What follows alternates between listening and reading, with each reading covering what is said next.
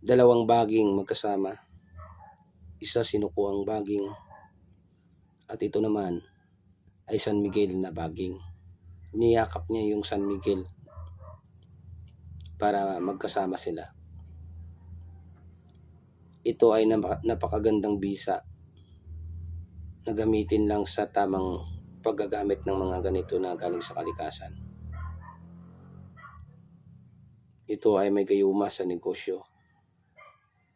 Yung iba kasi ginagamit panggayuma sa relasyon. Yung taong gusto nila na kahit ayaw na sa kanila,